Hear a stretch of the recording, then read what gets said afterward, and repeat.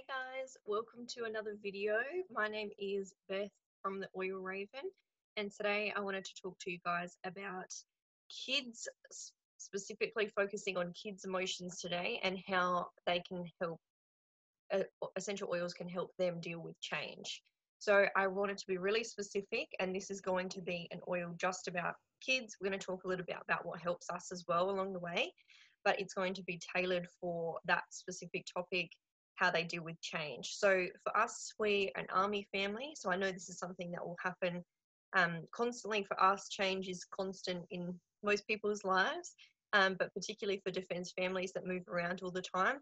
So I was asked by my friend Kylie, what is some emotional supportive oils that she can use for her kids when it's time for them to move, which is actually happening for so many people in the next couple of months from here in Singleton. So it's going to be pretty sad.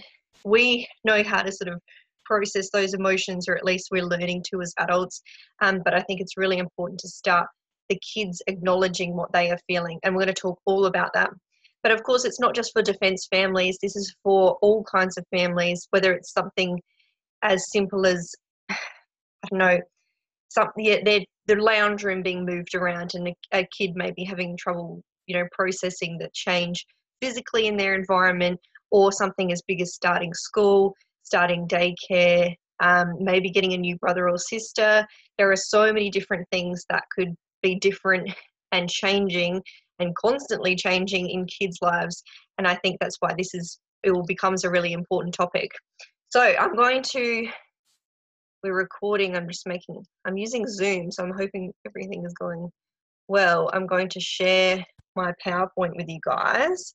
And I wanted to make a visual aid for today because I love having the visual aid, but I think it's really good to have a bit of a list happening when we talk about some of the oils at the end that are going to actually help our kids, but also get a bit of a visual representation of what I'm talking about, because I tend to get a little bit nerdy when we talk about these kinds of emotions and things like that, because one, I love it, and I think it's really important to understand how the oils are working in our system, and how they can actually be that biochemical potential for change and give us the power that we so desperately want in our everyday emotional, fast-paced lives. So kids dealing with change, let's get started. So this is me from the Oil Raven. I've got my details and stuff up there. I'm on Instagram, and I have a Facebook group rather than a page because I like to be able to share this kind of information rather than promo stuff. So it's a bit more educational based, and feel free to join that group. Okay, so oils for emotional support. So there's many studies out there now that are talking about essential oils actually helping with connecting the power of essential oils to these kinds of aspects. So reduced anxiousness, having a better sleep, improved mood, increased focus, and increased relaxation. So these are the kinds of things that we want to have to help our lives. And we are getting more and more information backing that up now, and exactly how the chemical compounds of some kind of plant oil will help us emotionally. So kids and emotions, kids find it harder to process or rationalize emotions in comparison to adults. And it's just a lack of practice, and not that they suffer from more emotions, but they are going through a series of so many emotions in such a short time because they aren't having that recognition of what's happening necessarily. And it might feel to them that they are processing many emotions at once. They're experiencing many emotions at once. It's not all about shielding kids from feeling emotions, and that's not what I want to talk about today. I want to make this more about providing them an opportunity to understand and acknowledge what's happening with what they are feeling. And I think that's a big key difference. We don't want to say to them, no, you can't be upset. No, you can't experience grief or loss during this time of change. If we feel like it's not a big deal, that doesn't mean that they don't feel like it's not a big deal. And it's not about that. It's more about getting them to practice acknowledging and understanding what is actually happening around them. And I feel like that is something key that even a lot of adults haven't got a grasp on as well. So understanding emotions, I love this quote because I think it sort of gives us a bit of a well-rounded explanation. So our ability to feel and express our emotions help us to stay connected with the world around us, and to work through our feelings in a healthy way. You know, obviously it's subjective what a healthy way may be, but I think this is the ultimate goal. Better understanding emotions leads to things like higher emotional intelligence, and we'll talk about that in a second, improved relationships, quality communication, and when we're talking about kids, it really gives them the power to build real well-rounded individuals. And that's what we want for them, especially going out in the world when they start school, and even beyond that when they're doing things that mean that they have to stand on their own 2 feet without us. These are the kinds of things we want to sort of set them off with. So I hope that today gives you a little bit of an insight for those general kind of emotions and how we can prepare them. So emotional intelligence, this is something I absolutely love. And to give you guys a bit of a background, I did teach at a university a couple of years ago, and we focused a lot on communication, and that included things like emotional intelligence. I want to give you a little bit of an explanation because I do feel it is a very important part, and it's not taught to us in school. This is something that is just, you know, we are supposed to pick it up along the way, and not a lot of people do. They say that your EI, as in your emotional intelligence, is actually more important in many cases than your IQ. So if you have, you know, a super high IQ, but you're not very good with social cues or understanding what's happening around you from an emotional perspective, or even not very good at delivering the correct emotion in the correct time. So say you feel anger really deeply and you want to show others, or you don't even know that you're showing others that you are angry, that can come across really quite aggressive and put people off, you know, if you're banging things around and being quite in people's faces with your tone or your facial expressions and all these kind of physical attributes. If you don't know how to sort of disguise those or use them appropriately, it can be really hard to, you know, possibly getting a job or gaining clients, or even just trying to keep your life momentum happening when you're reaching roadblocks that you're actually creating by putting people off of your personality.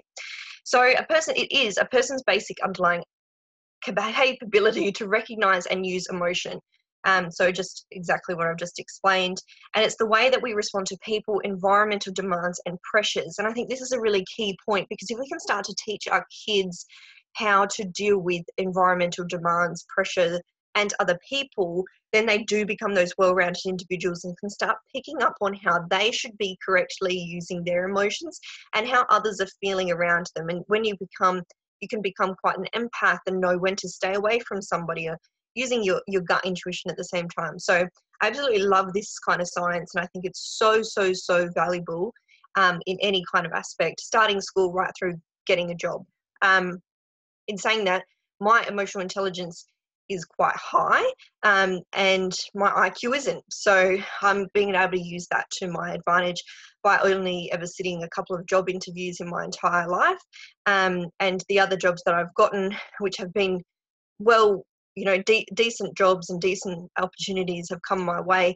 And that's been from other people who have known me or I've connected with through networking and whatnot. So EI really is a key part of life, in my opinion.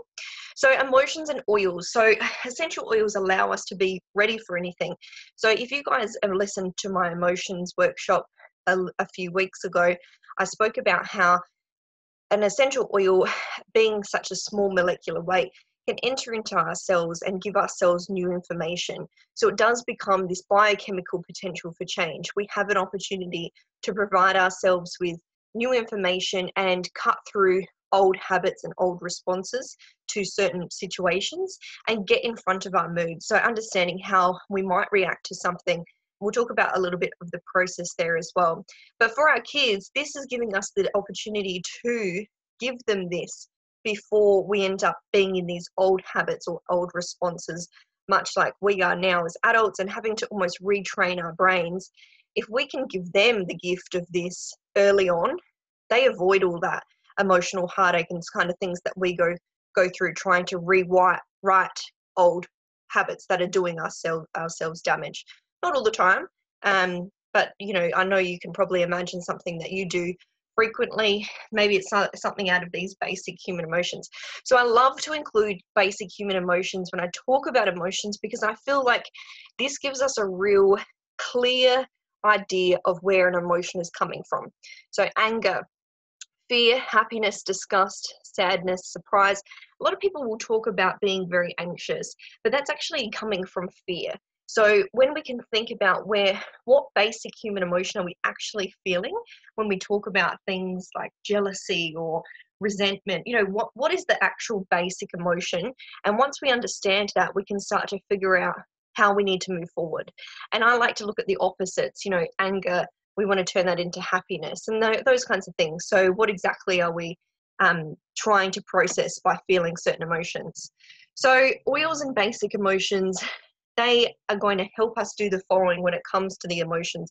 And this is talking about emotional awareness. So this is something that is almost a step of emotional intelligence, and understanding or being aware of what you are feeling means that you can go through these aspects. And this is more for adults than it is for kids, going through all of these steps, but it's something that we can equip our kids with now to be able to go through these steps. And it's not like you're like, what are you feeling and how do you acknowledge that? You're not lying the kid down on the couch like you're a psychologist and going through each 6 of these points. But it means that when we start using oils to kind of interrupt those moods or anchor certain feelings for us, we are automatically going through these steps. So feel the feelings, acknowledge the feelings, identify, accept, reflect, and forecast those feelings. So as children, I think the focus is really on feeling those feelings, acknowledging them, identifying them, accepting them. And then as you get a bit older, you learn to sort of reflect on those feelings and perhaps forecast what you might be feeling for the next time that certain situation arrives again. So emotions of change. This is going to be a big focus on what we're actually talking about, because this is the process of what we will go through or could go through. Not all of them, and some of them change, and depends on what text you read. These might change out with other sort of descriptions. But I think if we look at this from a kid's perspective, I've tried to tailor what we're going to talk about today, how a kid might feel those sorts of things. So emotions of change. We've got shock. I'm just going to, oh, good. All right, so shock. So this might be, oh my God, what? I have to go to school. It might be something you've talked about, but it might be that initial first day of school. How do I get through that?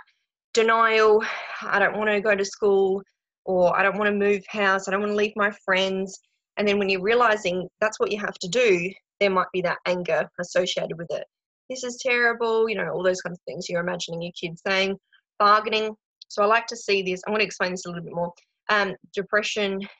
And then finally, when we reach the other side of being all good with it, we've got acceptance and commitment. I'm not going to really focus on acceptance and commitment because this is where we want to arrive to, and this is where we want to be. So that's the good positive side of change once we've reached that point.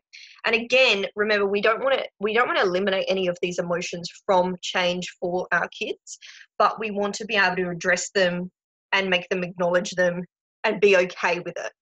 That's more of the point. So shock, another, sort of words for that is surprise. You might have an absolute numbness to the idea, like, no, this is not really happening, which obviously leads into denial. So we've got fear associated with a bit of anxiousness. It might be that they're actually feeling vulnerable and unsafe with having to change something in their lives.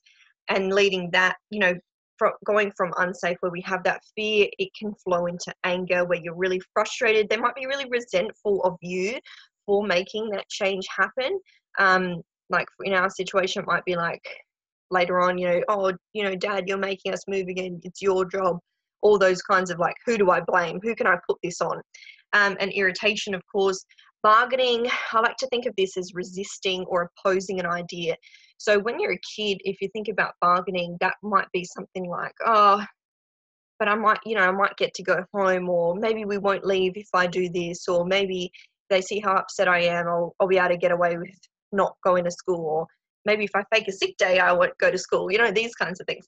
And then depression, that's sadness, grieving, and often a sense of loss for kids, because it could be a really big change for them that makes them feel like they are leaving something behind, and they possibly are leaving something behind. So we've got to sort of deal with how do we turn these around. So I wanted to sort of give you guys a bit of a positive spin on what is the negative emotion happening.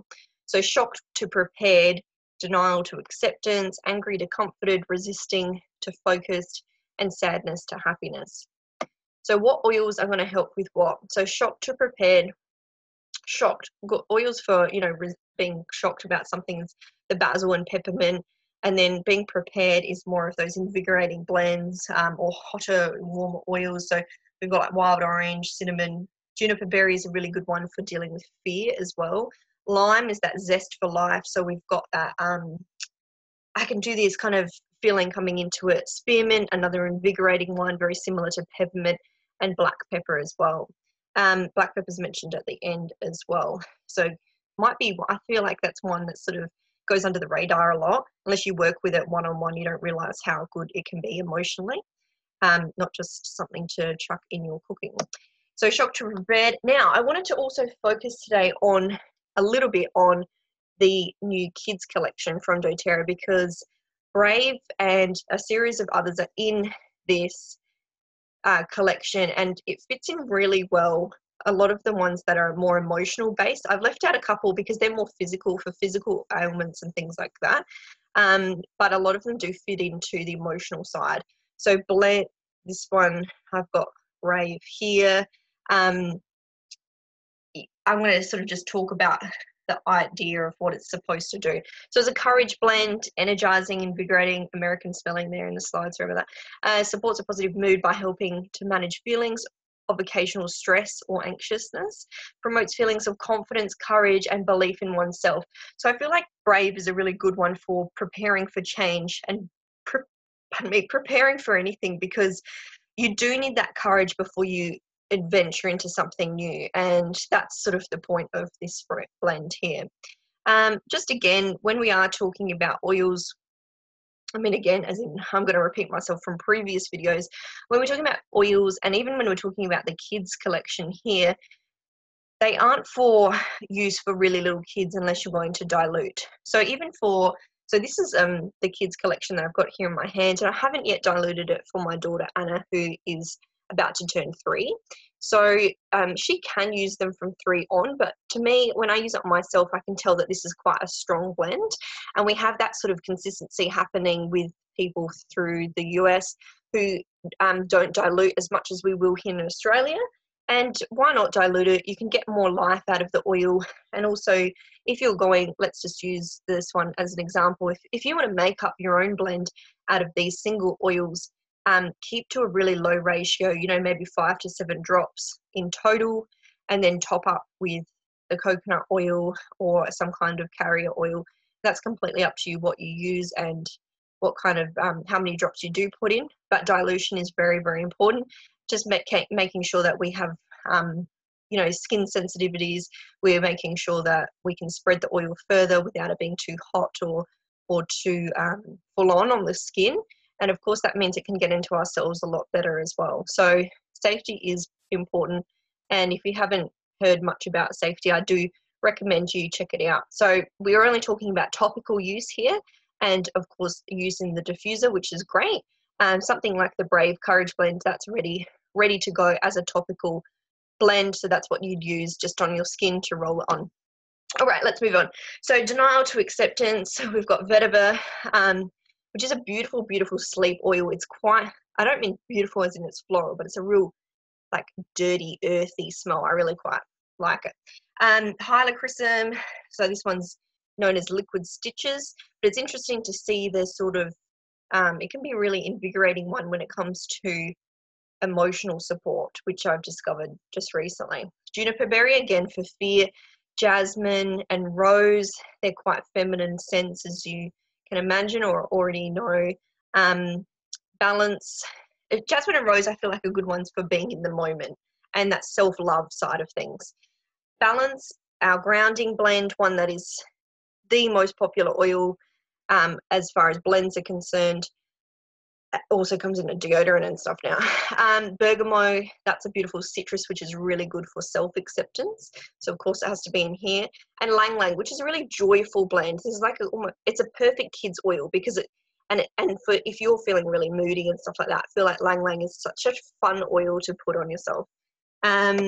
Denial to Acceptance again. So when we look at the kids blend, it was amazing that some of these kids blends actually fitted in to what I wanted to discuss today. So Grounding blend, it's perfect, very similar to the Balance, evokes a calm and balanced mood, provokes feelings of relaxation and calm, helps focus your mind on what's most important. So this is when we come away from deciding to, kick our legs in the air and have a tantrum. We're going to start just accepting it. And that's why I think Steady is a really good one for the kids. And it smells really good. All right, Angry to Comforted. So cardamom, this is my go-to oil for, listen to the aircon, and my go-to oil for I'm about to lose my mind. My friend Alison got me onto cardamom for that. You guys probably know it as a spice, but it is so good for emotional support. Cardamom is in my top 3 oils. I love it. Thyme, geranium. Geranium's very potent. Some people love it. It's really, really good for healing and post-labor things as well, or post-baby things. Breast health as well. But the smell I'm still getting used to, so I'm blending it with other things. Geranium and lang, that might be a good blend to do. Spikenard, which is one you don't hear much about either. Manuka is very good for like respiratory support, so interesting it's being used as a emotional one here. And we've got 2 blends here which are part of the emotional aromatherapy kit. Console, which is our comfort blend, and Forgive, our renewing blend. So these guys are blends of all different kinds of oils that were tailored specifically for those things. So Console was an excellent one to use for if you're grieving, and Forgive, those real angry feelings is a good one to start to eliminate or accept them. Again, in adult version, so Dilute.